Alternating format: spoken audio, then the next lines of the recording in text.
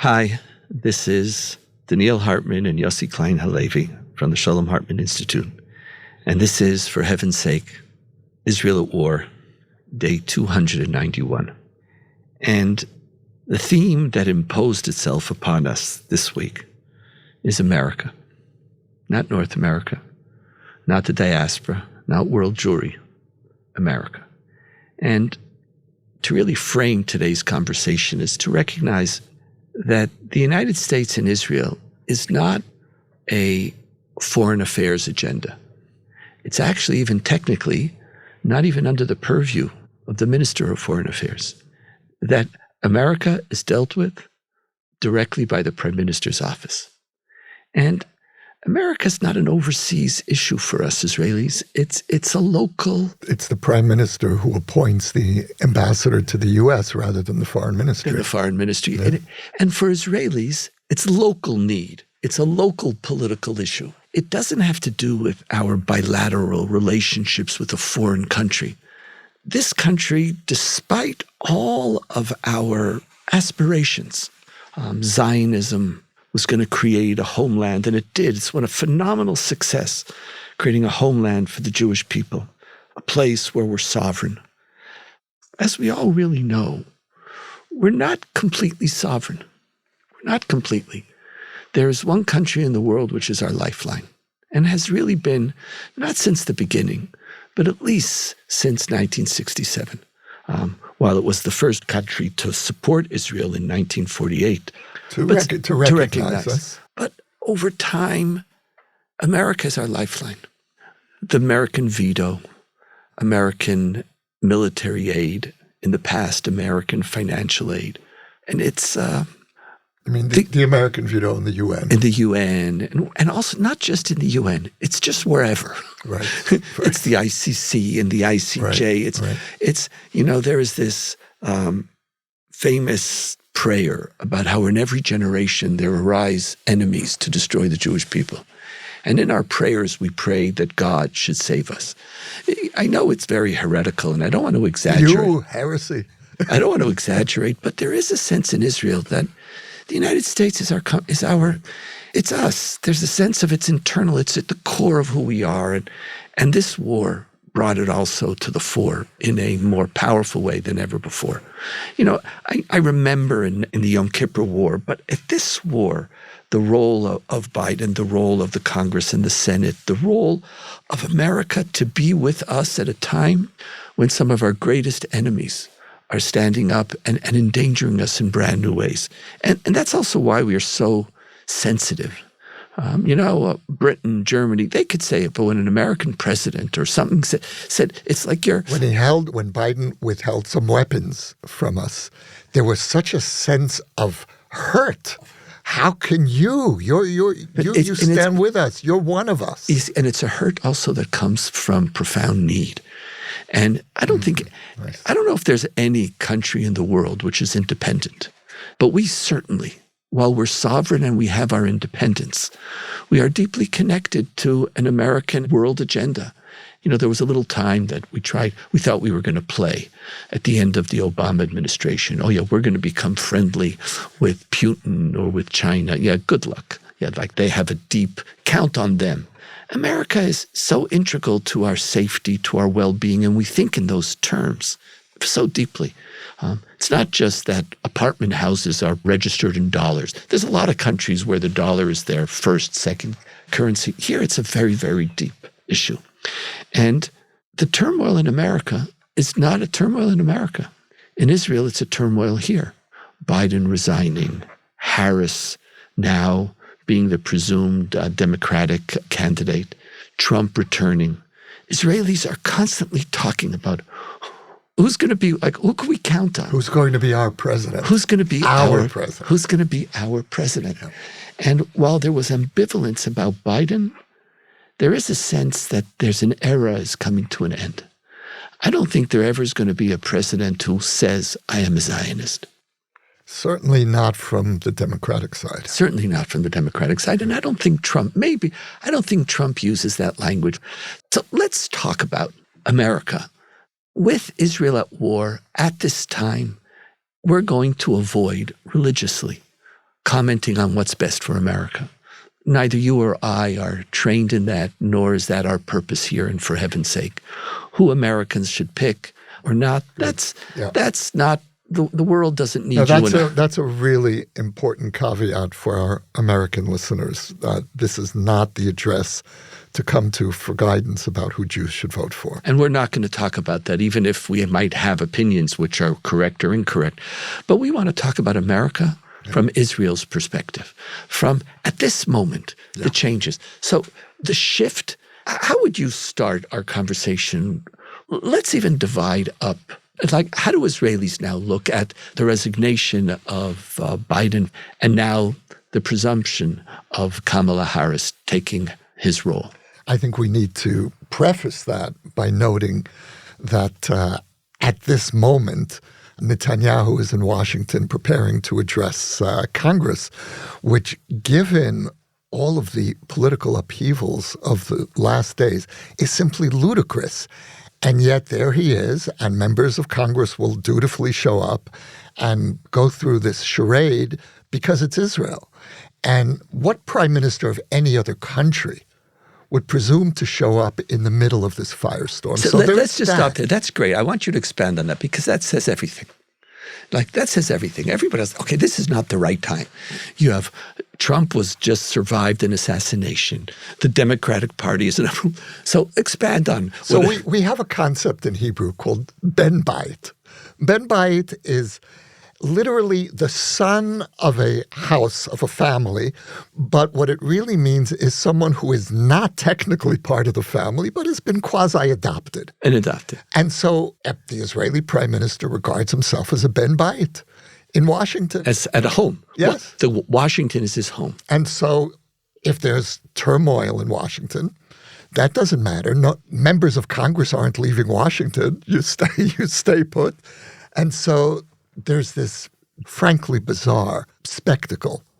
And you and I are speaking before the speech, so we don't know how it's going to play out. Our audience will already know the breathtaking answer to how did Netanyahu do it, Congress? Yes, I'm being sarcastic. But the phenomenon itself is really worth noting. And that Netanyahu didn't for a moment consider postponing, put it off by a few weeks. So that in itself is so revealing of the relationship, of the intimacy of this relationship. It's somewhere between being the prime minister of a foreign country and being a ben bayit. It's interesting. Every Israeli newspaper, their front story is Kamala Harris is not going to be at the speech. Yeah. Now, maybe she has actually some things to do right now.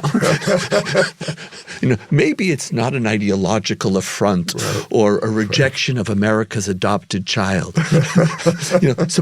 But we have to avoid too much joke because it's like there's something funny about it, but there's something beautiful and sad about it. It's all at the same time. Our need for America to love us. Is Kamala going to love us like Biden loved us? Right. And it's interesting, Donniel, because, even among the most cynical Israelis who speak about, they'll quote the biblical verse that this is a nation that shall dwell alone, am levadad yishkon, as the prophecy of this strange people being abandoned by the world. And yet even many of those Israelis have one exception. And that exception is America. And yes, we're alone in the rest of the world, but not with America. Because we can't afford to be alone. Right. If we were truly alone, where would we be? Right. The sanctions against us, it would be, we see ourselves as, God's chosen people and as a superpower and at the center of the universe, but we are unbelievably dependent. We can't make it alone. That's part of this truth that we don't like to talk about. We couldn't fight a war against Hamas, our weakest enemy, without America resupplying us. That's the terrible truth. So what are we going to do now that we're moving from Biden to Kamala Harris? This man who, at the end of the day, we all knew he was never going to walk away from us. Right. And the day after he stops the shipment of 1-ton bombs and supports 14 or 17 billion allocation of military aid to Israel. So we knew we could trust him. What is your feeling in Israel towards Kamala? Israelis, including Israelis who were so critical of Biden, are feeling bereft. That of course is the irony and the realization that, as you say, no one coming after Biden is going to be Biden for us. I have to tell you, I had a very Israeli moment the other day. I was watching a clip of the Republican convention, and the head of the Republican Jewish coalition, Matt Brooks, stands up and he says to the convention, thousands of people, he says, if you support Israel, let me hear from you. And Donniel, there was a roar that I have never heard in a convention before. And the Israeli moment was, they love us. It was involuntary. Look at this embrace. And there were people waving Israeli flags in the audience. And then Matt Brooks very cleverly said, if I were to ask the same question at the Democratic convention, I would get a very different response. And the Israeli in me said, damn right. And so I had to pull back from that moment because there are other considerations here.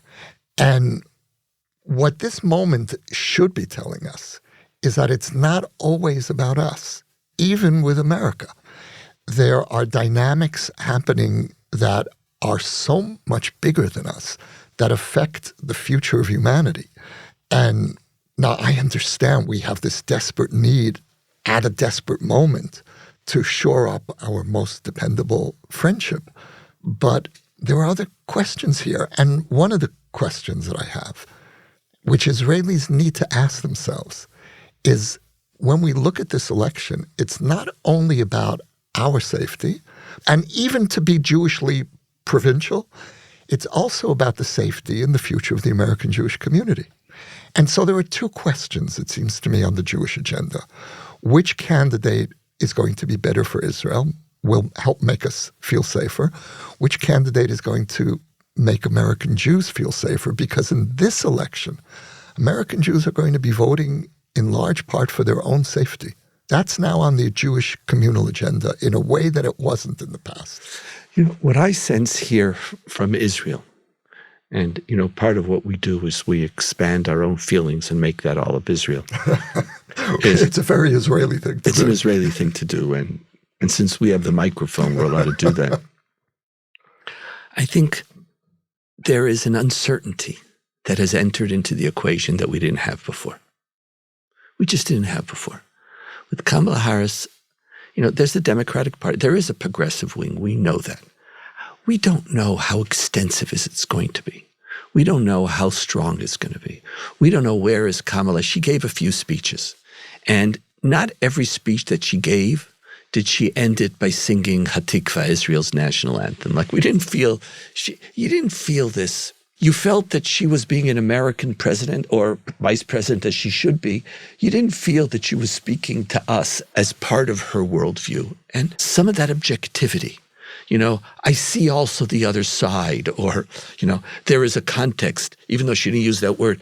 But those are things that are in her, like, what do you mean there's a context? Aren't we, your favored child? And so I think there is some concern. I'm not talking now who's better for America, obviously. That's not what we're going to do. But with Kamala Harris, there enters a certain uncertainty that at this moment, I don't feel that Israelis have the energy for more uncertainty. Right. There is a war that we haven't yet won. And there's wars that are around, really, literally around the corner. And there's the Houthis, and it's just so much. And do we feel safe? I would say that we're trying to figure her out. Yeah. We're just trying to figure her out in a way and where everybody's now dissecting every speech she gave as if it's some ancient Talmudic text that needs to be looked for its fine nuances. What did she say? Was that pause? That's why if she's coming to the speech or not, we're all going to wait. Right, we're going to wait. She's going to have a meeting with Netanyahu. What is she going to say? What is her body language? Is she relaxed with us? Does she feel an affinity with us? Even with Obama. We used to always joke that Obama is a progressive Jew. He's a liberal Jew. He thinks about Israel through the eyes of a liberal American Jew. We don't have a reading on Kamala. Well, look, one thing Israelis definitely don't want is another progressive Jew in the White House. And what Biden gave us that Obama never did was an embrace. Obama gave us weapons, but he didn't give us the embrace. And the embrace is not just psychological. It's not just coddling an Israeli need. It also has political implications for Israel's position in the world. When there is perceived daylight, as Obama liked to put it, between Israel and the U.S., that has consequences. And Biden understood that. And we don't know if Kamala Harris does. When we look at her speeches, we don't necessarily need to apply a fine Talmudic microscope. She had one major faux pas when she quasi-embraced the college protesters against Israel. She didn't embrace their cause, but she embraced their idealism. And this really hurt many American Jews. I don't think Israelis are even aware that she said that. They are now, by the way, because it's been analyzed. I've seen that speech analyzed at least 5 times in various Israeli news. Interesting. Well, we're getting more savvy in our coverage. What worries me as an Israeli about this election is Iran. Much more than, are you going to supply all the weapons we need, or are you always going to say the right thing? We are coming to the moment of truth with Iran. Blinken just said it the other day. Iran is 2 weeks away from making a decision to go nuclear and then implementing it. Now, who is going to be more likely to launch an attack or give Israel the green light to launch an attack on Iran's nuclear facilities if we come to that moment? And that's the question that haunts me. So let's shift now, and I do so with a profound sense of trepidation. We have a large Jewish audience around the world, but we also have a large Christian following also in the United States, and some of Israel's best friends, they're following us and listening to us. And I want to be really careful not to take a stand on the American election. But let's talk about Donald Trump, not just from the perspective of Iran, but from an Israeli perspective. What sense do you have of his level of support here? There's some objective realities. For the first few months of the war, Biden became the favorite. After he held back the one shipment, Trump is more of a favorite, but it's not a blowout. It's not an 80-20. I think it's like a 50-40 support. But today, 50-40? Like a week or so ago, or 2 weeks ago. I think my reading of the Israeli public is that it is very strongly rooting for Trump. You don't see that? No. I saw, now it might be different because Kamala is unsure. But the Israelis did remember what Biden did. There was more support, but it wasn't a blowout, one of these 80-20 type things, like similar to the way the Jews usually vote in American politics, 70-75%. Which, by the way, might not be that same but balance. We're not getting into that. That's be out of our... We're not. But in a way... I'm holding you back a little bit. I'll tell you, Donniel, in a way it is relevant because what I said earlier is that Israelis, when they think about who's going to be good for Israel, they should broaden that question. Who's good for the Jews? Who's good for American Jews as well? And because American Jews really are feeling vulnerable. And each party has its pluses and its minuses for American Jews. Right. If you ask it should be part of our conversation. Yes, that's an interesting observation, but it's not. It isn't. And it really is not. And in many ways, it might be hard to ask a country in the midst of war to worry about, even though you and I believe they should. But here, what do you feel Israelis feel about Donald Trump? Are they comfortable? Is there any uncertainty? What are the worries? What are the thoughts? I think that Israelis who are a little more sophisticated, a little more politically discerning, understand the problematics of a second Trump term, are concerned about the impact of Trump on America. The problem from an Israeli perspective is that he has a really good track record.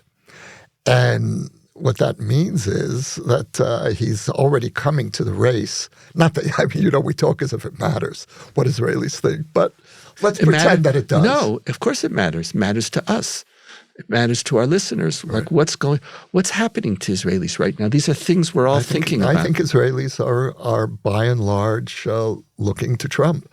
Now, there's a caveat here, which is the substantial public that is actively opposed to Netanyahu is concerned that a Trump presidency might prolong the torment of Netanyahu's terms as prime minister.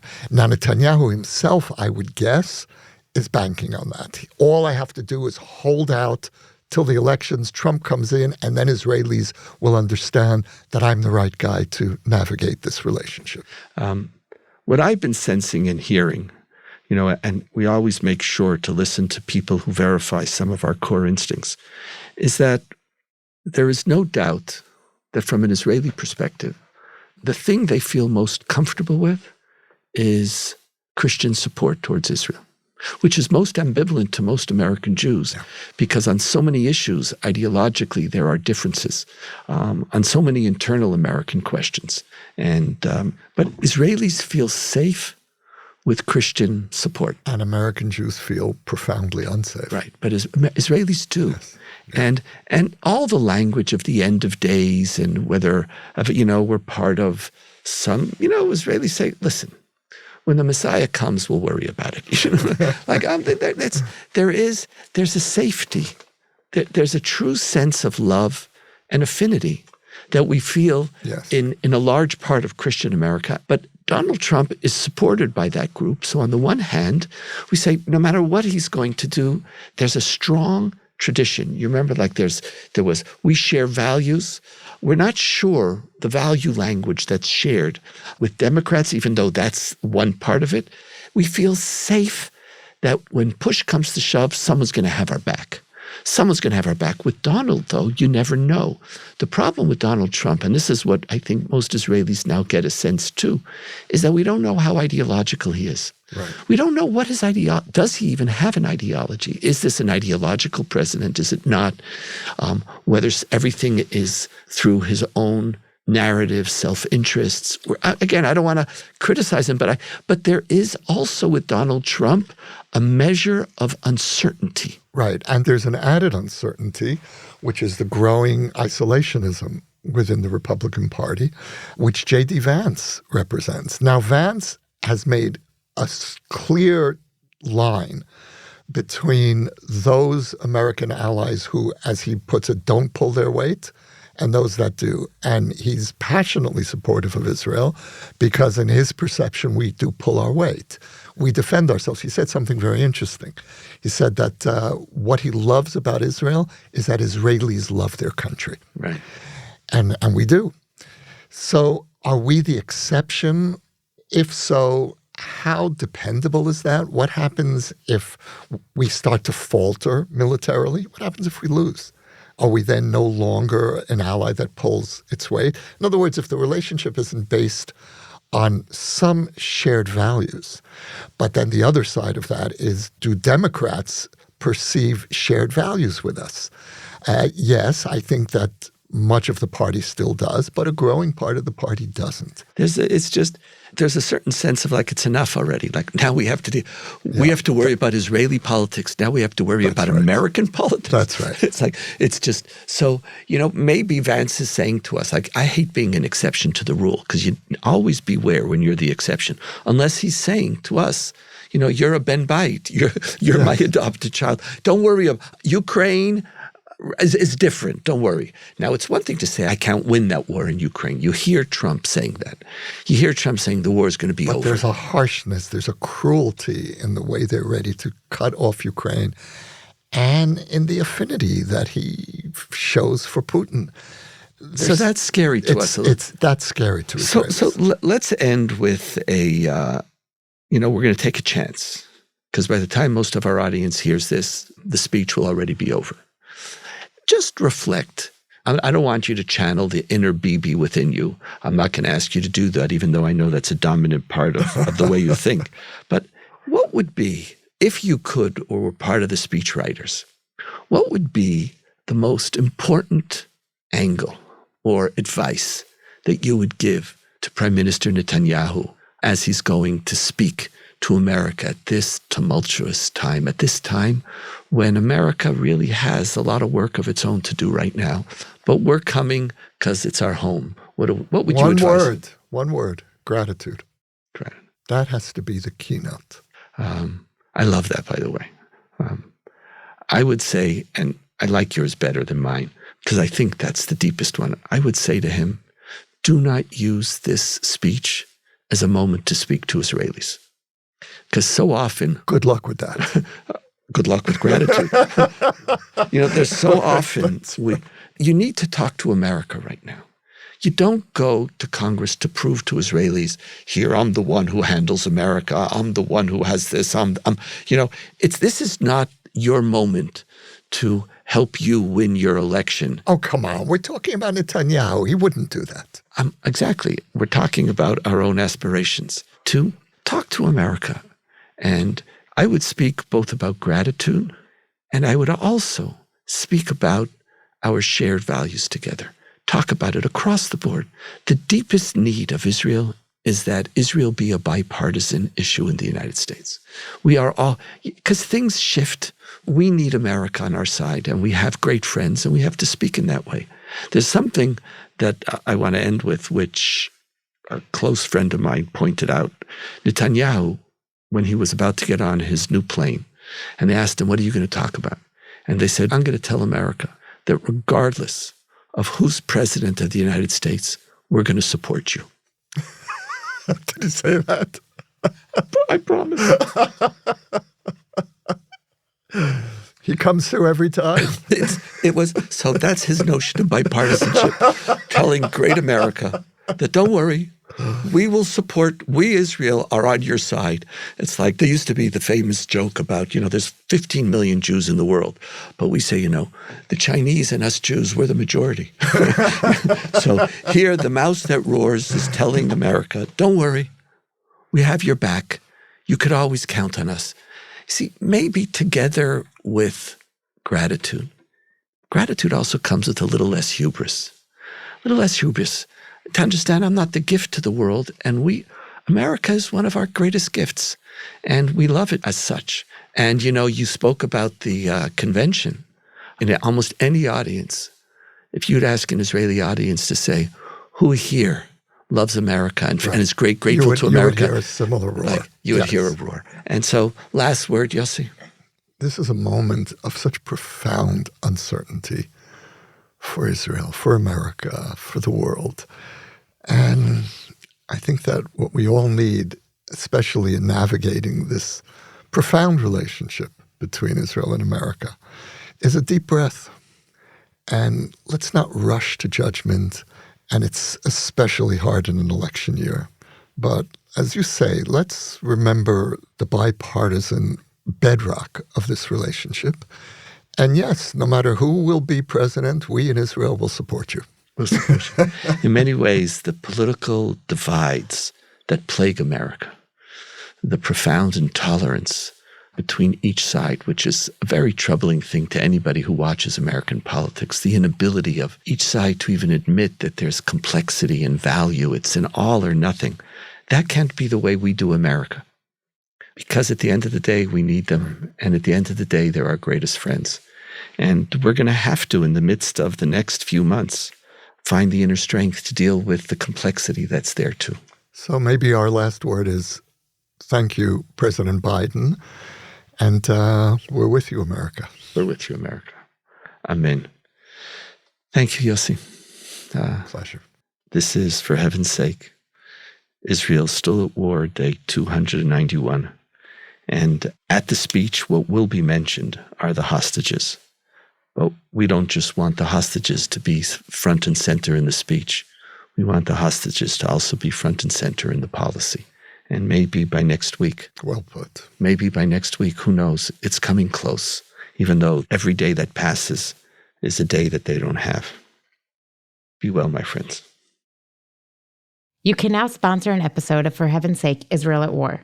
The link to donate can be found in the show notes or at shalomhartman.org/for heaven's sake. We will acknowledge your gift on a future episode. For more ideas from the Shalom Hartman Institute about what's unfolding right now, sign up for our newsletter in the show notes or visit shalomhartman.org/Israel at War.